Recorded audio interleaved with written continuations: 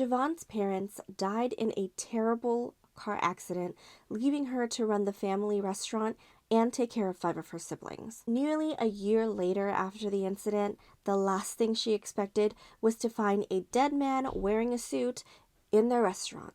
Welcome to Fictional Narrative. I'm Neri, and it is Cozy Saturday. If you're new to Cozy Saturday, it's where I review a new cozy mystery that I've just delved into.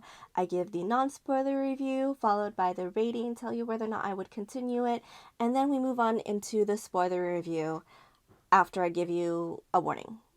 This week I'm reviewing Murder in an Irish Village by Carlene O'Connor, which is the first in the Irish Village mystery series. Our main character, Siobhan, is 22, and she is currently running the family's restaurant, Naomi's Bistro, and she's also taking care of 5 of her siblings. I believe she is the second oldest. The oldest is her brother, James, who has some trouble with himself.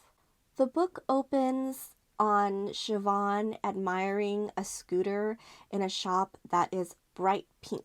And as someone with red hair, she remarks that often such a bright color of pink is not something that is advised for redheads, but she loves it. Unfortunately, she also realizes that the bike shop has currently employed the brother of the man who was the drunk driver involved in the car accident that killed her parents. And while he is not that driver, both he and his mother have been looked down upon by this village because Siobhan's parents are so beloved and their deaths made a huge impact on everybody. What is one of the first things that this man decides he's going to do upon seeing Siobhan? Is it A, apologize, B, try to be nice, C, tell her that his brother is innocent and then try to exploit her for 10,000 pounds? If you chose C, you probably realized that he is also the man wearing the suit found in her family's restaurant. This book really does open up on the action very early on, and it is something that really hooked me in as a reader when I saw, okay, this is a major conflict. Now this brother has been in and out of town, so it's not like he's been there the whole time. He hasn't been employed at the shop at the whole time, which is why Siobhan was so surprised to see him there. After this encounter in which Siobhan leaves the shop and goes back to her restaurant, deals with her mass amount of clients and then also her 5 siblings, Siobhan is trying not to reveal too much. It's been a really rough year for her siblings losing her parents, and it's been tough for her because we find out pretty immediately that she had a scholarship to go to a college in the city with her 2 friends, and because of her parents' death, she had to step up in her family. And so I understand that pull to step up again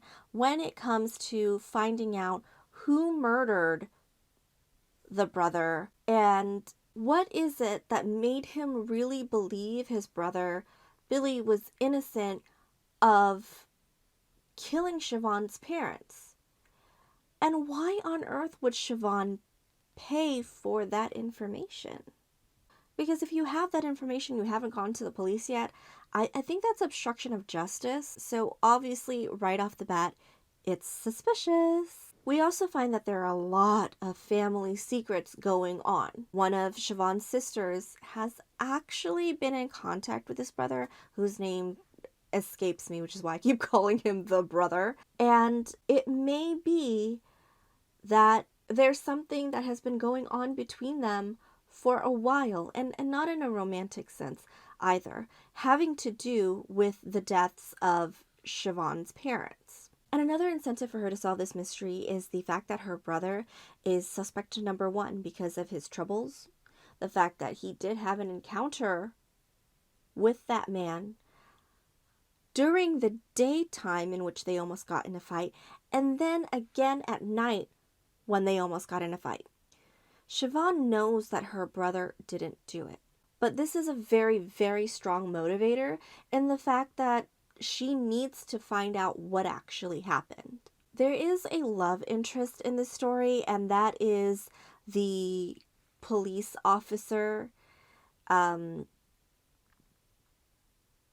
I will say that because we're dealing with events from nearly a year ago in which she started feeling sparks for him, I don't feel that much chemistry here, except when there may be another rival stepping up. And in which case, it's like, I don't know that that's the time to make a move when you have a rival, but if he earnestly was really into her, why now? But of course, the answer is because it helps the story, right? He's trying to tell her it's dangerous. We don't know what's happening. I can't give you information. Please leave the investigation to the police. This is very serious. If there is still a killer out there and you are trying to solve this mystery, you could be in trouble.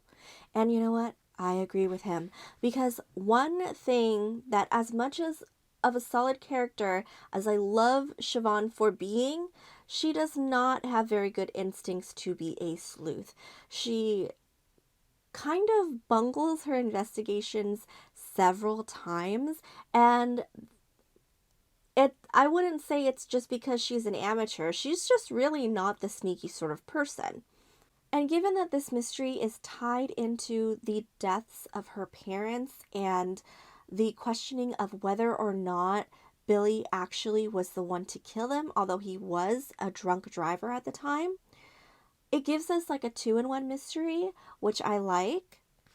And honestly, given the circumstance that Billy's brother was willing to exploit Siobhan, I was not ready to rule out in that chapter, it's like the first chapter, that it's possible that this is how his family is, that Billy may have been the one to kill Siobhan's parents, and there is no proof. There is just exploitation for money, because maybe the family needs money. Now, if you've heard of the show Shameless, I know it's been running for quite some time, and also it's now on Netflix, and it's been very popular to just show clips of on TikTok.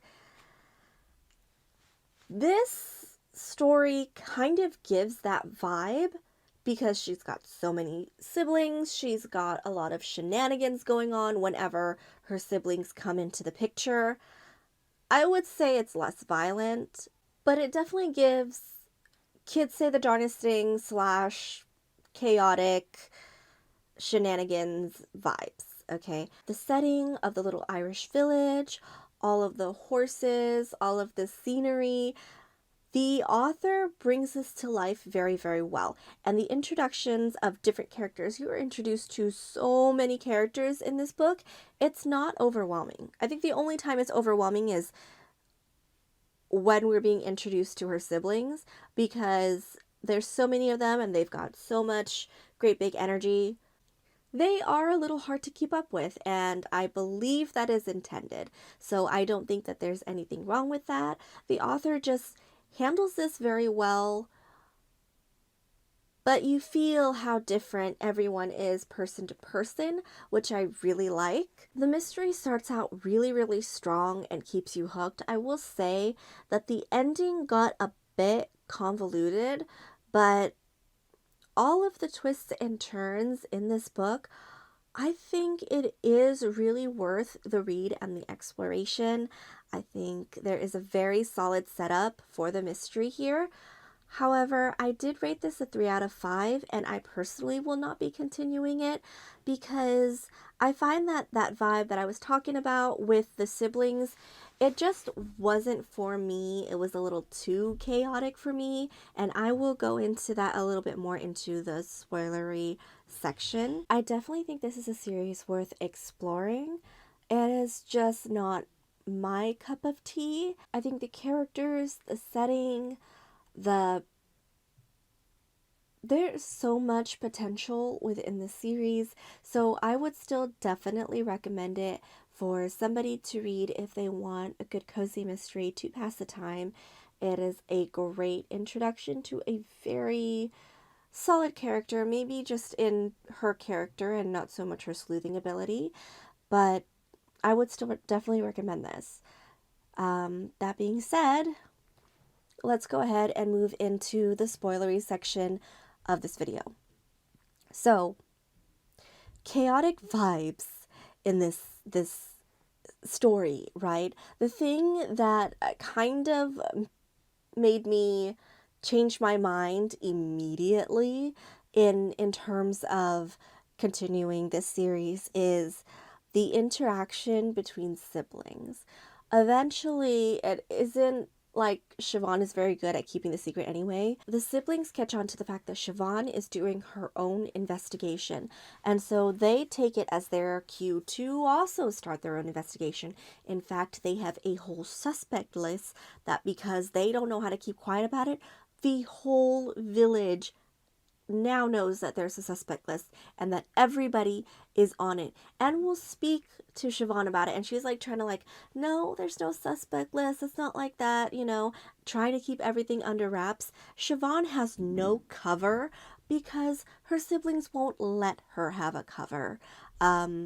She almost also got, had the police called on her for breaking and entering because her siblings aren't that great of help. This is the kind of chaos that I'm talking about. And on top of which, that is separate from how bad Siobhan's instincts and stuff kind of are as an amateur sleuth.